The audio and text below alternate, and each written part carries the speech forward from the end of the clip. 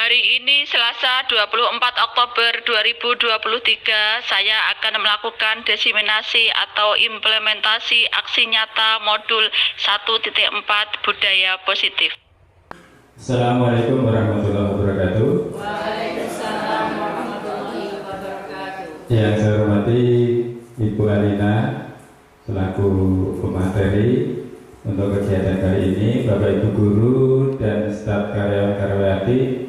Marilah sebelumnya kita panjatkan puji syukur kehadirat Allah Subhanahu wa Ta'ala karena pada siang hari ini kita dapat berkumpul dalam rangka pengimbasan budaya positif di sekolah yang nanti akan disampaikan oleh Bu Alina, insya Allah nanti, dan saya dalam keadaan sehat walafiat. Mudah-mudahan Allah Subhanahu wa Ta'ala meridhoi sehingga kegiatan kali ini dapat berjalan lancar. Allahumma amin. Salawat dan salam selalu kita sanjungkan kepada junjungan kita Nabi Agung Muhammad SAW yang selalu kita nantikan syafaatnya di surga yang mulia. Allahumma amin. Bapak Ibu, sebelum acara kita mulai, mohon kita Bapak Ibu untuk diperkenalkan untuk berdiri. Kita menyanyikan lagu Indonesia Raya. Kepada Ibu Lilis yang bertugas, waktu disilakan.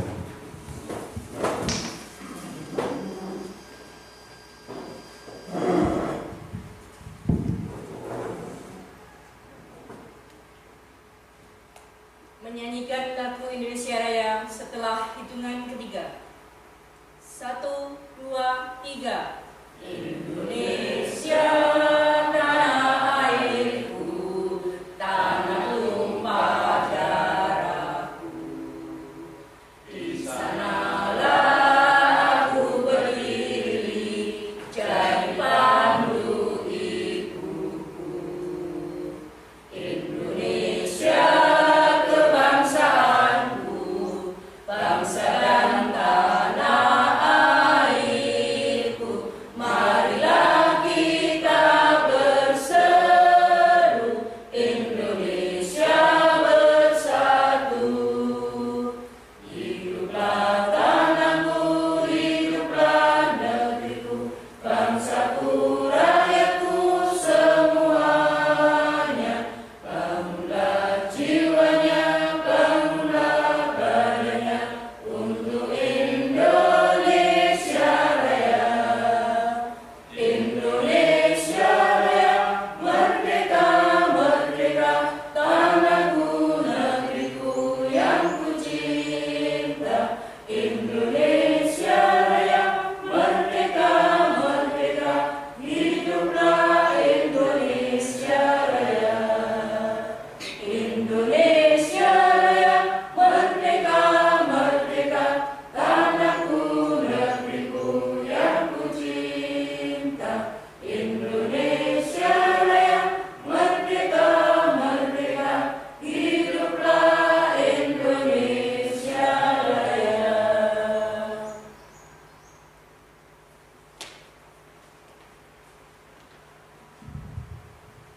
Hadirin disilakan untuk duduk kembali.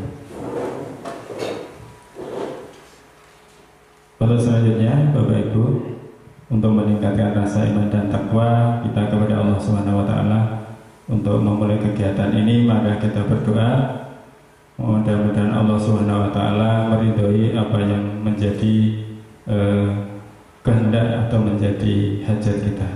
Kepada Bapak Sunario, waktu disilakan. Assalamualaikum warahmatullahi wabarakatuh. Bapak Ibu yang kami hormati, marilah bersama-sama kita memohon kepada Allah Ta'ala mudah-mudahan acaranya Bu Alina Farohadi pada siang hari ini diberikan kelancaran, manfaat. Al-Fatihah. Bismillahirrahmanirrahim.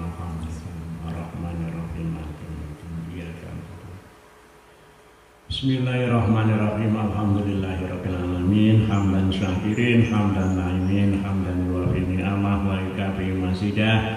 Ya Rabbana lakal hamdu kama yanbaghi li jalali sultanik. Rabbana atina fid dunya hasanah wa fil akhirati hasanah wa qina adzabannar. wa adkhilnal jannata ma baror ya rahman ya rahim walhamdulillahirabbil alamin. Akhiran wassalamualaikum warahmatullahi wabarakatuh.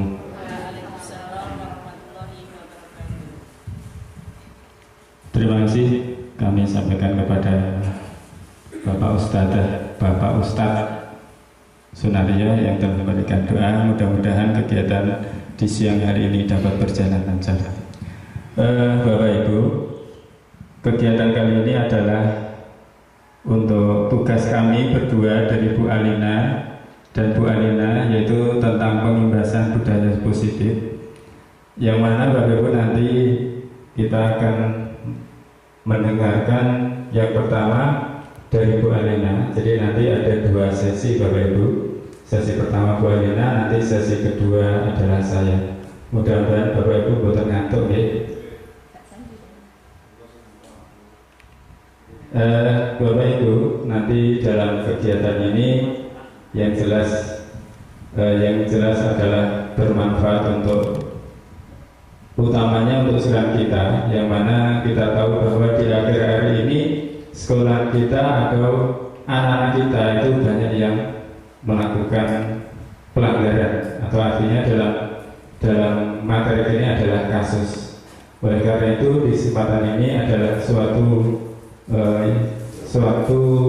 hal yang mungkin nanti akan bermanfaat bagi Bapak Ibu semuanya, bagaimana nanti Bapak Ibu dalam menangani sebuah kasus. Oleh karena itu mari kita dengarkan apa yang akan disampaikan oleh pemateri kita yang pertama kepada Bu Alina. Waktu disilakan.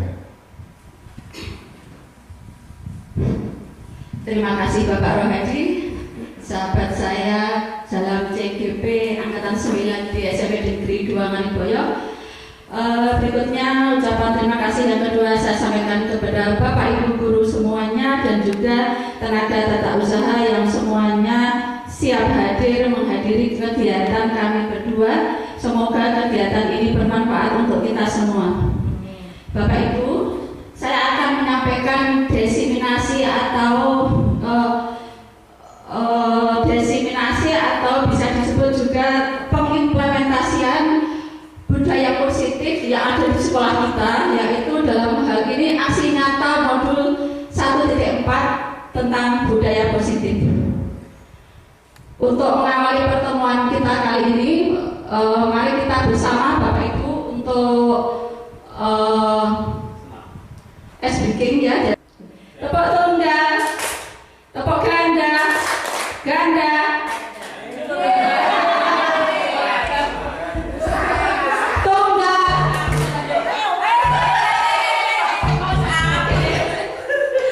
Ini sekadar untuk membuat kita gembira kembali Bapak Ibu, karena intinya kita belajar bersama ini kalau dalam keadaan gembira, insya Allah semuanya akan berakhir dengan baik.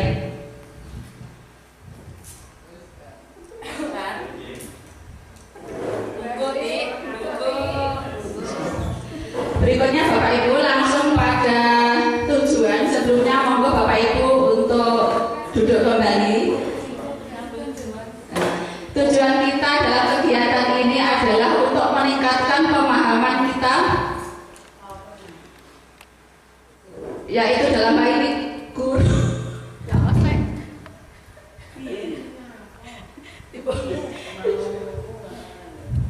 Oke, terima kasih Pak Pri.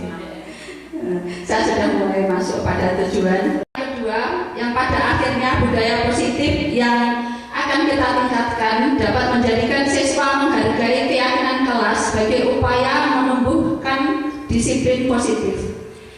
Berikutnya yang dimaksud budaya positif adalah perwujudan dari nilai-nilai atau keyakinan universal yang diterapkan di sekolah.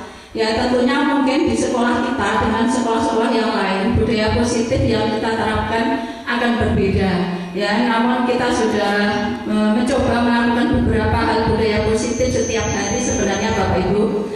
Di antaranya mungkin kita setiap kali datang senyum salam sapa untuk berjabat tangan dengan anak-anak di depan pintu gerbang, itu sudah termasuk budaya positif. Berikutnya tentang pembiasaan sholat duha bersama dan juga sholat duhur berjamaah, itu juga bagian dari budaya positif Bapak Ibu. Berikutnya saya lanjutkan tentang refleksi filosofis nasional Ki Hajar Dewantara. Mengapa dalam budaya positif ini saya mulai dengan refleksi ini, karena ini titik awal dari kegiatan kami sebagai CGP ya, untuk memahami refleksi pemikiran Ki Hajar Dewantara tentang pendidikan dan pengajaran. Pendidikan dalam hal ini adalah upaya konkret untuk memerdekakan manusia secara utuh, memberikan tuntunan terhadap segala kekuatan kodrat yang dimiliki siswa agar dia mampu mencapai keselamatan dan kebahagiaan yang setinggi-tingginya. Ya, jadi setiap siswa itu mempunyai kodrat masing-masing Bapak Ibu, yang kita sebut biasanya dengan kodrat alam dan kodrat zaman, bahwa anak-anak mempunyai pembawaan masing-masing, diantaranya bakatnya, minatnya, dan juga kebiasaan-kebiasaannya setiap hari yang itu tentu berbeda dengan anak satu dengan anak yang lainnya. Dan pada akhirnya kita harapkan kita mampu mencapai keselamatan dan kebahagiaan yang setinggi-tingginya pada anak kita. Jadi inti dari pembelajaran kita, bagaimana kita bisa membahagiakan putra-putri kita atau siswa anak didik kita, baik di kelas maupun di luar kelas saat pembelajaran. Kalau siswa gembira, bahagia, ceria, insya Allah apapun yang kita sampaikan juga akan berdampak positif pada mereka. Berikutnya, relevansi pendidikan menurut Ki Hajar Dewantara adalah sangat relevan, utamanya sekolah kita yang beragam latar belakang pendidikan orang tua siswa, pendidikan pekerjaan orang tua, dan juga status sosial ekonomi orang tua. Ya, siswa kita terdiri dari 3 hal itu Bapak Ibu utamanya, sehingga peran kita di sekolah itu sangat tinggi terhadap mereka, karena mereka ada yang sudah hidup dengan orang tua yang pendidikannya sudah tinggi, sehingga mereka pada umumnya mampu mendidik putra-putrinya dengan lebih baik dengan ilmu pendidikannya.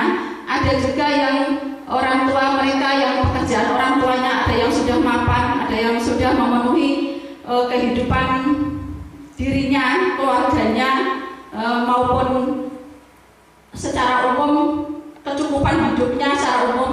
Ya, ada juga yang orang tua mereka ada di bawah garis rata-rata kecukupan hidupnya.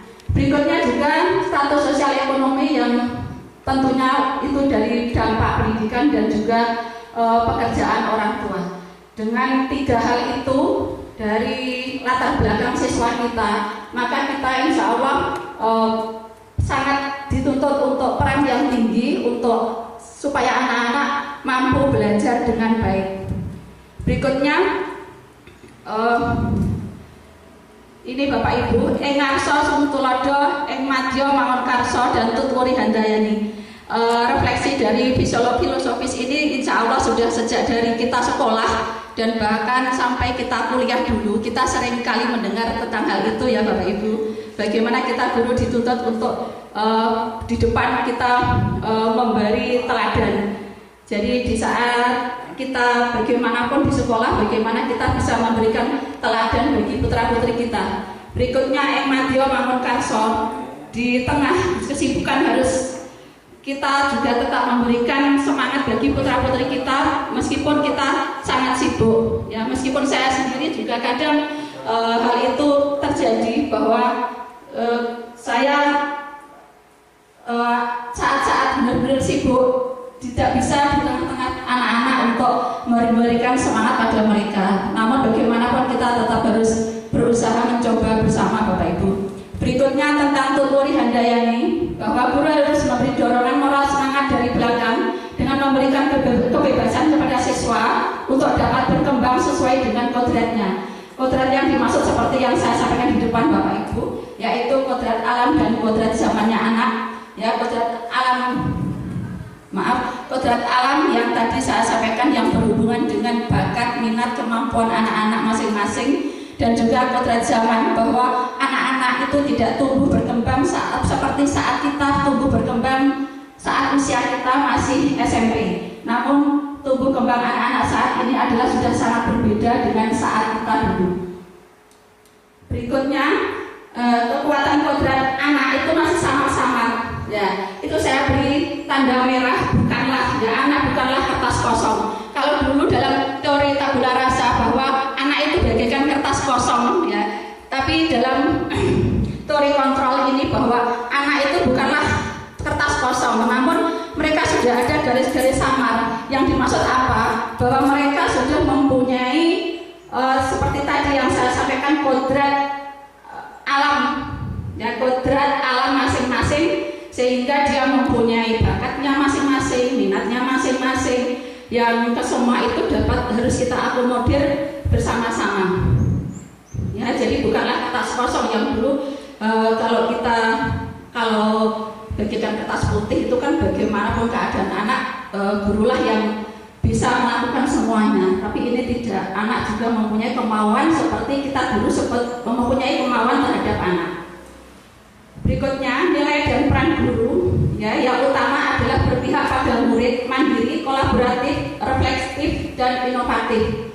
Bapak Ibu, bagaimana kita nomor 1 mempunyai nilai berpihak pada murid.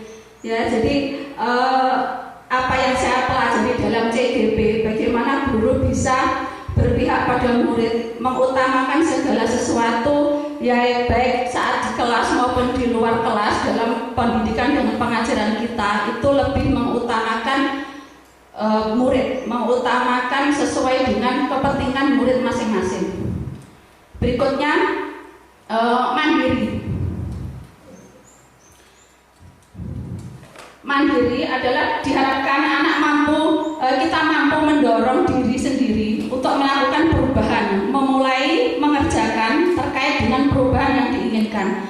Ya, dengan kita melakukan perubahan, insya Allah anak-anak pun juga akan berubah, karena bagaimanapun berubahnya anak-anak itu juga ada hubungannya dengan perubahan kita masing-masing, Bapak Ibu.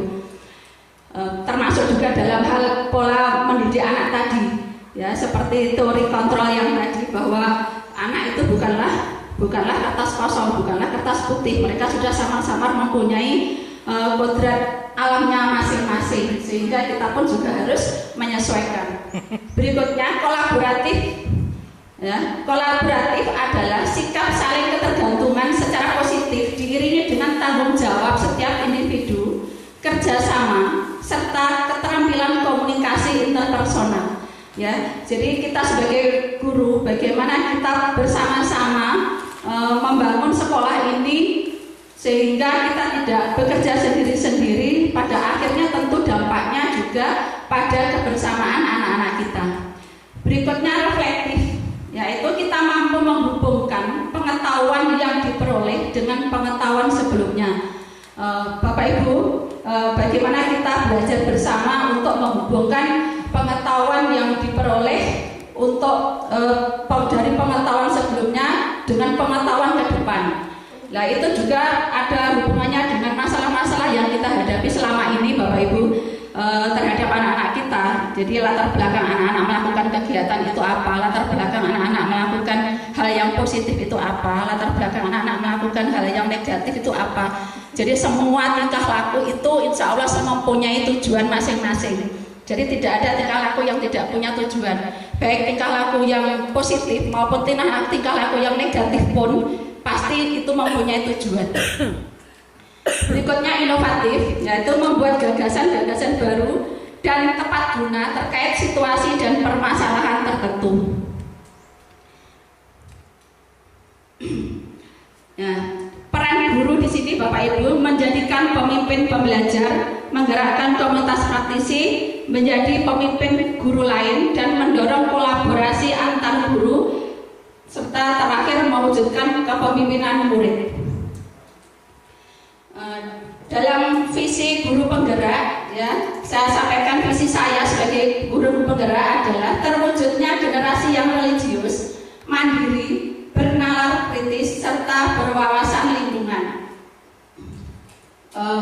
Religius maksud saya, harapan saya nanti siswa kita ini mempunyai ketaatan kepada Allah Subhanahu wa taala dan juga tentunya dari ketaatan itu atau keyakinan yang dia anut, maka anak-anak akan mampu merefleksikan dalam kehidupan sehari-hari, yaitu utamanya untuk melakukan sholat 5 waktu tanpa disuruh dan juga mampu belajar membaca Al-Quran dengan baik. Berikutnya tentang mandiri, bahwa anak-anak mampu mandiri tanpa harus disuruh belajar misalnya, sehingga dimanapun dia berada, misalnya di kelas tanpa ada pendampingan dari kita, karena kita mungkin dalam suatu saat mungkin rapat atau melakukan aktivitas positif yang lain, anak-anak tanpa pendampingan kita, mereka tetap mandiri melakukan aktivitas belajar di kelasnya dengan teman-temannya.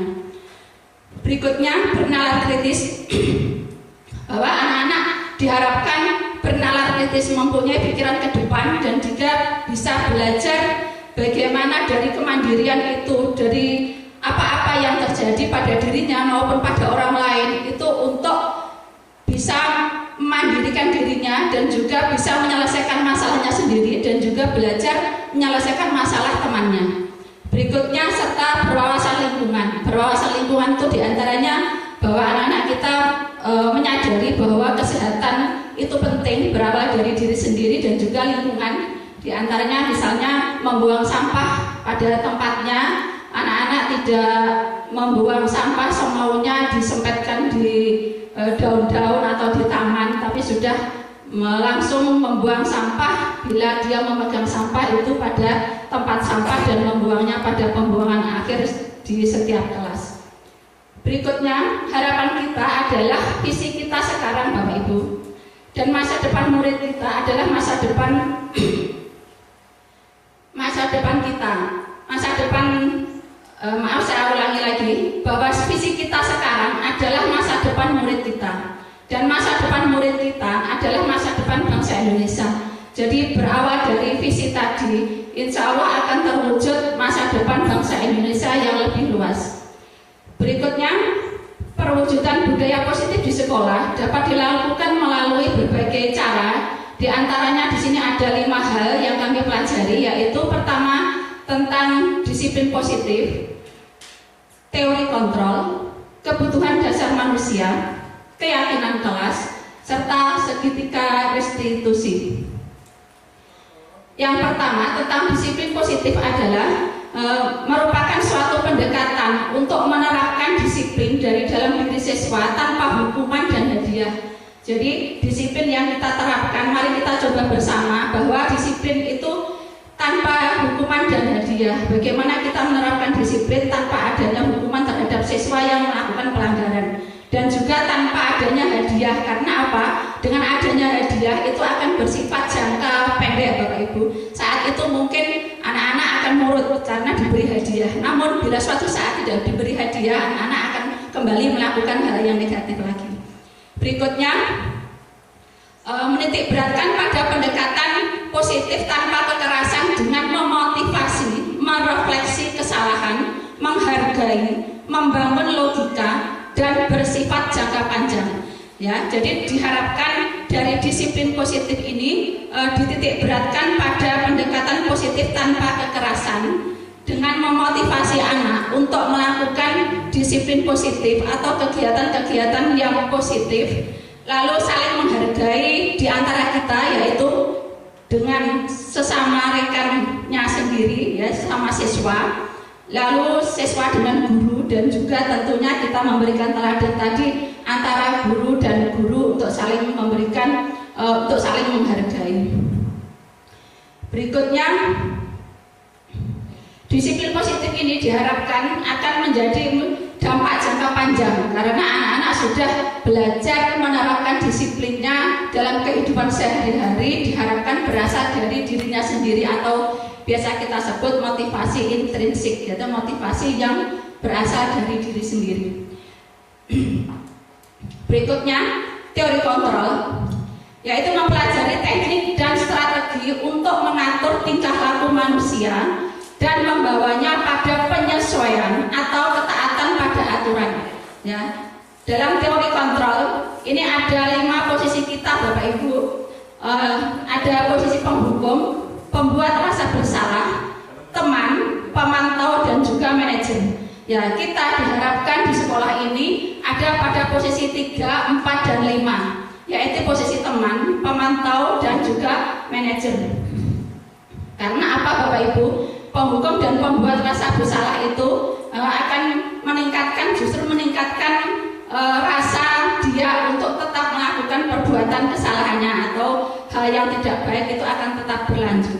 Namun bila kita ada pada posisi teman dan kita tidak bisa mengontrol diri, maka anak kurang penghargaan terhadap kita. Jadi terlalu dekat. Bagaimanapun kita memposisikan sebagai teman, kita juga harus tetap mengacu pada bahwa anak tetap anak, guru tetap guru. Jadi jangan terlalu dekat, meskipun kita ada pada posisi kontrol sebagai teman. Jadi tetap misalnya tentang bahasa, ya kita tetap tegaskan bahwa anak-anak itu menggunakan bahasa Indonesia kepada gurunya.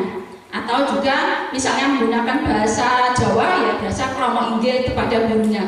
Sehingga tidak tepat bila anak dan guru yang memposisikan diri sebagai teman itu akhirnya membuat anak tidak menggunakan bahasa Jawa Kromo.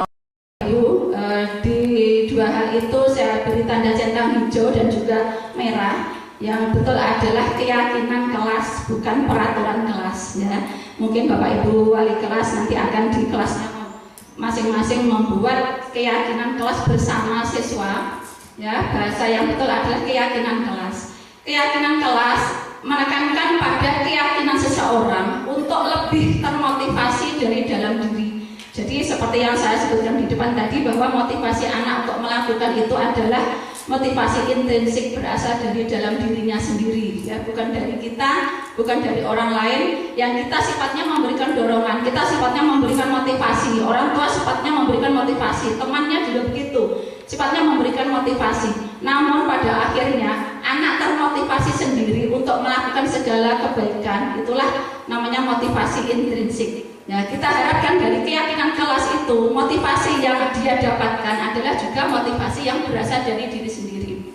Nah, berikutnya siswa akan lebih tergerak dan semangat untuk melaksanakan keyakinannya sesuai tujuan mulianya, daripada hal-hal mengikuti peraturan serangkaian kata tertulis tanpa makna. Jadi kalau peraturan kelas itu lebih ke mengikuti peraturan-peraturan yang ada yang mungkin bisa membuat anak tampak terbelenggu dengan peraturan itu.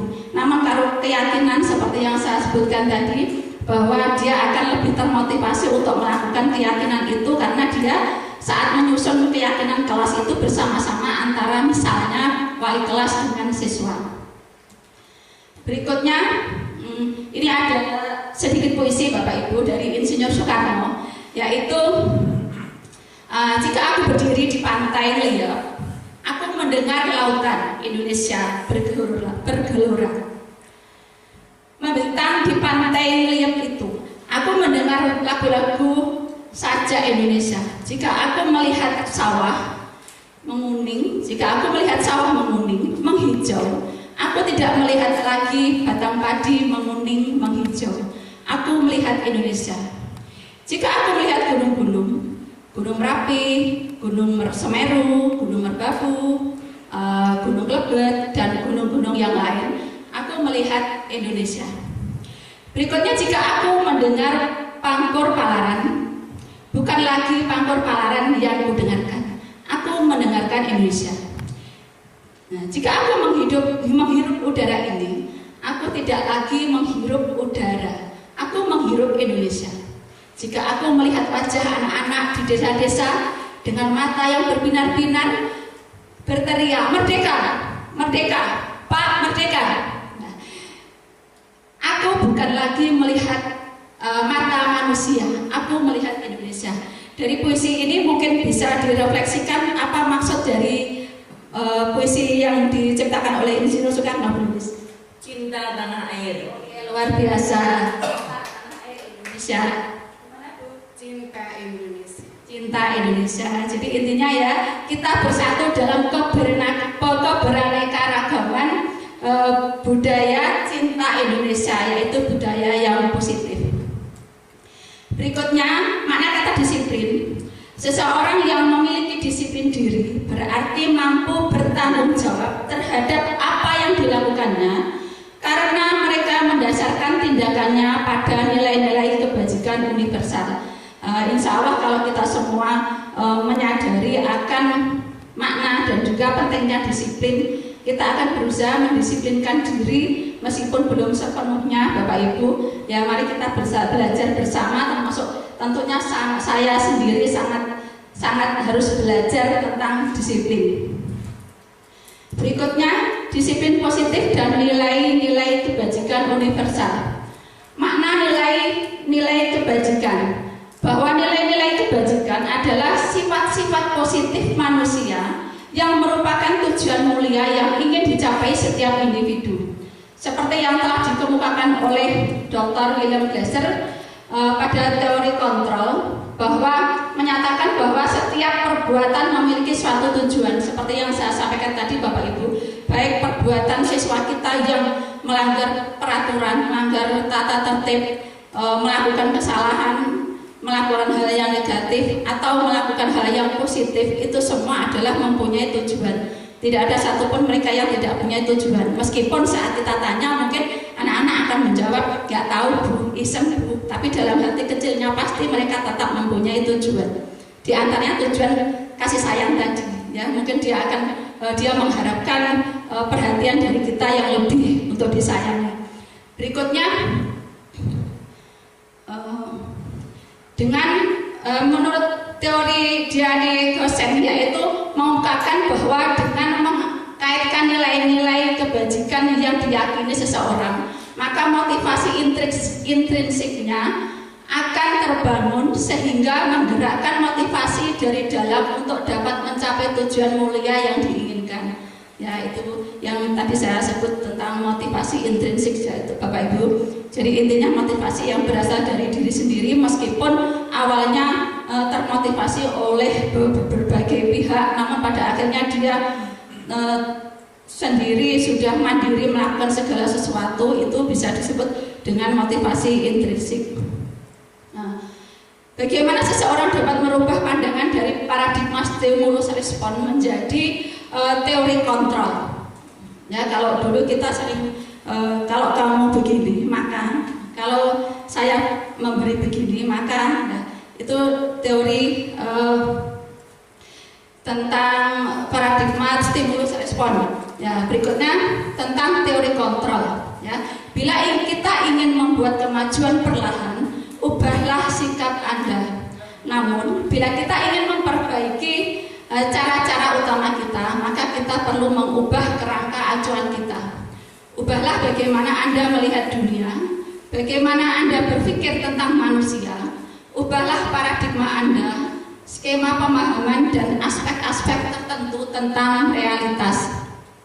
Nah, di sini teori stimulus respon dan juga teori kontrol itu ada. Ini adalah saya contohkan ada dalam 5 perbandingan. Ya, di antaranya adalah kalau teori stimulus respon, orang lain bisa mengontrol saya, sedangkan kalau teori kontrol ada hanya saya yang bisa mengontrol diri saya sendiri. Ya, berikutnya dalam teori stimulus respon, setiap orang melihat hal yang sama. Kalau dalam teori kontrol, bahwa setiap orang memiliki gambaran yang berbeda-beda. Dalam teori stimulus respon, realitas kebutuhan kita sama. Sedangkan dalam teori kontrol ada realitas kebutuhan kita masing-masing berbeda. Berikutnya, kalau dalam teori stimulus respon, perilaku buruk dilihat sebagai suatu kesalahan. Ya, namun dalam teori kontrol, Bapak Ibu, bahwa semua perilaku memiliki tujuan. Seperti yang saya sampaikan tadi, baik perilaku buruk maupun perilaku baik, insya Allah semuanya sebenarnya mempunyai tujuan. Berikutnya, kita mengubah orang lain agar sama berpandangan dengan kita. Sedangkan dalam teori kontrol, kita berusaha memahami pandangan orang lain. Ya, bagaimana kita bersama belajar untuk memahami pandangan orang lain. Jadi bukan hanya pandangan kita sendiri. Berikutnya, teori motivasi, hukuman, penghargaan, restitusi. Ya, Ya, pertama adalah tentang motivasi perilaku manusia. Motivasi perilaku manusia itu bisa didasarkan pada 3 hal. Yang pertama yaitu untuk menghindari ketidaknyamanan atau hukuman. Ya, seringkali manusia atau kita atau mungkin juga anak-anak kita melakukan suatu tindakan itu untuk menghindari ketidaknyamanan atau hukuman. Berikutnya yang nomor 2, untuk mendapatkan imbalan atau penghargaan dari orang lain. Ya. Jadi tentunya antara 1 dan 2 ini bagaimana Bapak Ibu? Ideal tidak? 1 dan 2 sama-sama bukan yang diharapkan ya. Ya. Jadi berikutnya nomor 3, untuk menjadi orang yang mereka inginkan dan menghargai diri sendiri dengan nilai-nilai keyakinan yang mereka percaya. Jadi yang ideal itu yang motivasi yang nomor 3 ya Bapak Ibu. Jadi motivasi nomor 1, 2 semoga tidak terjadi pada kita. Yang ada pada kita adalah motivasi untuk menjadi orang yang kita inginkan, jadi diri sendiri maksudnya. Dan juga kita menghargai diri sendiri dengan nilai-nilai keyakinan yang kita percaya. Berikutnya apa itu hukuman? Ya, hukuman biasanya bersifat tidak terencana atau tiba-tiba. Siswa tidak tahu apa yang akan terjadi dan tidak dilibatkan. Hukuman bersifat satu arah dari guru yang memberi hukuman. Berikutnya siswa hanya menerima tanpa melalui kesepakatan. Hukuman bisa berupa fisik atau psikis. Siswa tersakiti dengan tindakan dan kata-kata. Ya, jadi kalau hukuman cenderung pada akhirnya siswa akan merasa tersakiti dengan tindakan maupun kata-kata kita, meskipun kadang siswa tidak mengungkapkan bahwa dia merasa sakit. Nah, orang itu kalau sakit cenderung yang ada mungkin pada akhirnya dia akan dendam. Nah, itu yang sangat kita hindari Bapak Ibu. Dengan hukuman jangan sampai anak menjadi dendam pada kita. Untuk itu bagaimanapun kita bersama bisa menghindari hukuman ini. Berikutnya konsekuensi. Ya. Konsekuensi itu sudah terancana atau disepakati, sudah dibahas dan disetujui oleh siswa dan guru, dan umumnya bentuk konsekuensi dibuat oleh guru, dan murid sudah mengetahui konsekuensi apa bila dia melanggar. Yang terakhir adalah konsekuensi umumnya dibuat berdasarkan data yang bisa diukur. Jadi misalnya kalau kamu mendapatkan nilai 90, maka saya akan memberikan kamu hadiah berupa 10 buku misalnya. Kalau kamu mendapatkan nilai 30, ya tentunya saya tidak akan memberikan hadiah padamu. Nah, ini juga tidak tepat karena apa? Dalam teori kontrol dengan konsekuensi ini, ya seperti yang saya sampaikan di depan tadi, bahwa perilaku anak yang positif itu tidak akan berlangsung dalam jangka yang panjang, ya, tapi dia belajar dengan sendirinya, dengan mandiri, tanpa kita suruh, tanpa disuruh orang tuanya. Itu dia akan benar-benar menyadari bahwa belajar itu adalah kebutuhan yang penting, kebutuhan yang pokok bagi dirinya untuk masa depannya. Itu yang kita harapkan. Berikutnya restitusi. Restitusi adalah proses menciptakan kondisi bagaimana siswa untuk memperbaiki kesalahan sehingga dia bisa segera kembali pada kelompoknya dengan karakter yang lebih kuat. Dan restitusi juga merupakan proses kolaboratif yang mengajarkan siswa untuk mencari solusi, menyelesaikan masalah mereka, juga membantu siswa berpikir tentang orang seperti apa yang mereka inginkan, serta bagaimana mereka harus memperlakukan orang lain. Ya, jadi bagaimana kita semua belajar tentang teori restitusi ini nantinya Bapak Ibu Guru. Ini bersifat teori, nanti lebih detailnya akan disampaikan oleh Bapak Rohadi tentang teori restitusi, tentang perwujudan restitusi dalam kehidupan di sekolah kita.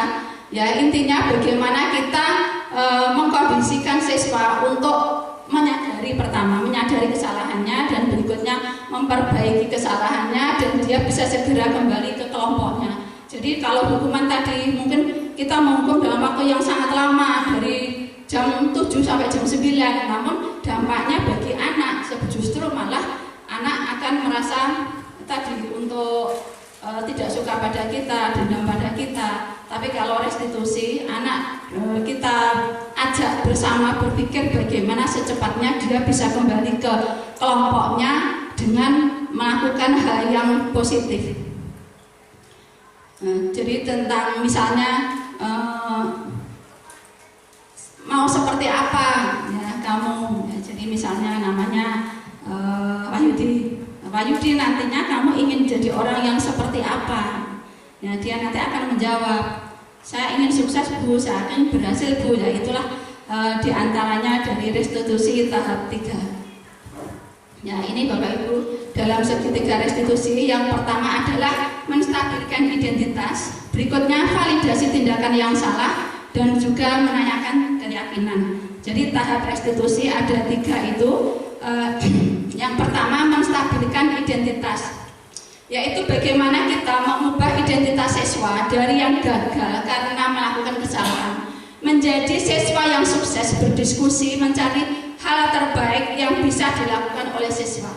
Ya, contoh kalimatnya, semua orang pasti pernah berbuat salah, tidak ada manusia yang sempurna. Itu ada pada tahap 3, tahap 1 Bapak Ibu, maaf, ada pada tahap 1. Yaitu pada saat menstabilkan identitas.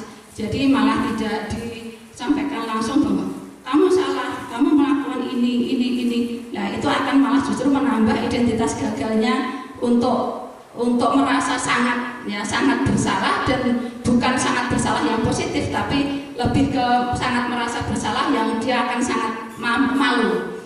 Ya, berikutnya validasi tindakan. Belajar menemukan alasan, melakukan perilaku yang kurang sesuai dengan harapan. Tujuan apa yang siswa inginkan dari melakukan perilaku itu.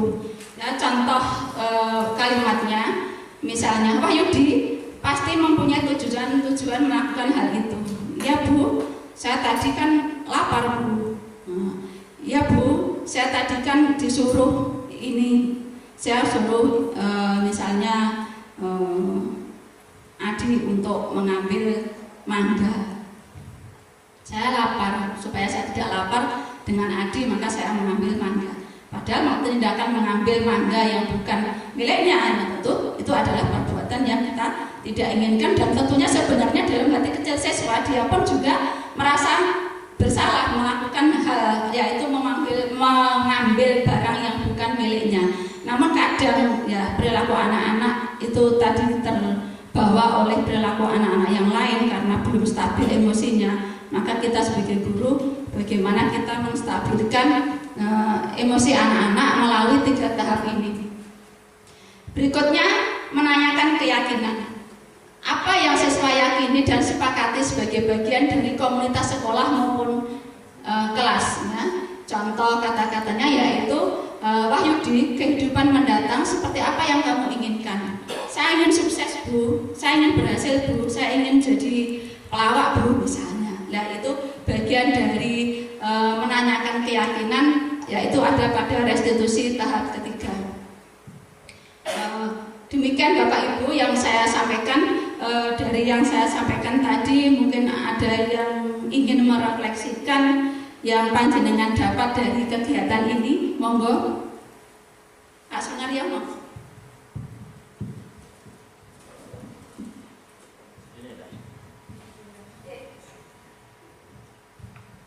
Assalamualaikum warahmatullahi wabarakatuh. Yang kami hormati narasumber pada siang hari ini, Bapak Ibu yang berhormati, langsung saja tadi sudah disampaikan secara idealis, secara lengkap oleh narasumber Bu Alina. Kita mencoba untuk melihat konteks di sekolah kita. Kita sudah saya sudah kurang dalam melatih siswa. Mulai pagi kita sudah menyambut, kita latih untuk sholat, untuk baca Quran, untuk sholat berjamaah. Namun hari ini entah ada apa, mungkin kita juga melihat secara langsung ya, banyak contoh di antara anak kita yang berperilaku boleh kata menyimpang, mulai Wahyudi dan banyak lagi ya. kemarin ya menghadirkan nangka, menjadi nangka dan lain-lain anak kita, termasuk merokok, bahkan ada yang sudah mulai minum-minuman memabukkan dan seterusnya, dan itu setiap hari terjadi pada anak kita. Jauh termasuk pemandangan yang sudah kita lihat sehari-hari, termasuk gairahnya dari anak-anak sudah ngelukro saat ini. Bagaimanapun kalau kita ini mengerucut pada apa yang disebut Nabi, bahwa didiklah anak-anakmu itu sesuai dengan zamannya, karena mereka sudah tidak hidup pada zaman kita dulu. Dulu memang kita yang hidup di era tahun 70-an tidak ada HP, kita bermain secara fisik, main jumprita, main dampar dan seterusnya, yang mungkin anak sekarang sudah tidak mengenal. Ya, dulu kita sering bulan, ya, gulen rutus sering, tapi anak sekarang sudah nyaman dengan HP-nya. Oleh karena itu pertanyaan kami adalah, ini menyikapi gejala-gejala yang multivariatas di antara perlakuan anak-anak tentunya yang banyak menyimpang. Ini mungkin kita diskusi, kita mencari terobosan tertentu mungkin bisa kita terapkan untuk mengobati agar anak-anak itu bergairah dan benar-benar menuju jalan yang benar. Saya kira demikian. Mungkin nanti ada tips-tips dari narasumber untuk mencoba menggali dari penyimpangan dari anak-anak kita. Terima kasih. Wassalamualaikum warahmatullahi wabarakatuh. Assalamualaikum warahmatullahi wabarakatuh. Terima kasih Bapak Nur Sunaryo, refleksi dan juga pertanyaan yang luar biasa bagus. Mari kita bersama belajar. Saya ingin mencoba menjawab dari apa yang panjenengan sampaikan tadi, bahwa memang benar akhir-akhir ini tampaknya anak-anak kita sebanyak atau sering melakukan perbuatan yang dalam hal ini adalah perbuatan yang negatif. Di antaranya tadi sudah disebutkan tentunya seperti kejadian kemarin dan lusa ya, yaitu tentang banyaknya mangga tetangga kita yang diunduh oleh teman kita, anak-anak kita, dan juga nangka ya. Jadi memang ini musimnya nangka, musimnya mangga. Namun bukan berarti itu perbuatan yang dibolehkan atau perbuatan yang baik. Dari budaya positif kita, mari kita bersama melihat dari kebutuhan dasar manusia. Ya, seperti yang saya sampaikan di depan tadi, mungkin kebutuhan dasar anak-anak yang pertama, yang kebutuhan bertahan hidup itu kurang terpenuhi dari orang tuanya, sehingga mereka melakukan hal itu. Berikutnya kebutuhan akan rasa kasih sayang dan diterima oleh orang tuanya, oleh kita sebagai orang tuanya di sekolah, oleh teman-temannya, mencetuskan perbuatan anak-anak melakukan itu. Maka dari itu, mari kita bersama-sama, itu tugas kita bersama, siapapun yang mungkin mengetahui kejadian itu, mari kita bersama-sama menangani dengan hal yang kita pelajari, yaitu tadi dengan segitiga restitusi. Demikian Bapak Sunaryo, jawaban singkat dari saya. Maaf tadi saya melandang terus menyampaikan karena memang waktunya yang luar biasa. Tadi harapan saya setelah jam pertama saya yang menyampaikan, setelah jam kedua Bapak Rohadi, tapi ternyata ada kendala teknis sehingga saya harus berlari cepat untuk menyampaikan hal ini. Mungkin dari yang Bapak Sunaryo ikuti saat ini, Pak Sunaryo merasa senang, gembira atau sedih? Alhamdulillah senang, bergembira, happy. Alhamdulillah, terima kasih. Semoga juga dengan rekan-rekan yang lain mengikuti kegiatan ini meskipun dalam suasana yang sangat panas ya, hari terik, panjenengan juga mungkin sudah sangat lelah ngantuk bekerja seharian dari pagi. Mohon maaf yang sebesar-besarnya karena saya minta waktu panjenengan semuanya untuk berada di sini, kita untuk belajar bersama tentang saya mendefinisikan dari hal yang saya peroleh dalam pendidikan guru penggerak, dan sekarang saya sampaikan kepada panjenengan semua, semoga kita dapat belajar bersama. Demikian Bapak Ibu, dari saya cukup sekian. Pada akhirnya nanti akan dilanjutkan oleh Bapak Rohadi. Terima kasih atas perhatian panjenengan semuanya. Wassalamualaikum warahmatullahi wabarakatuh. Saya mohon maaf atas kesalahan dari kata-kata saya.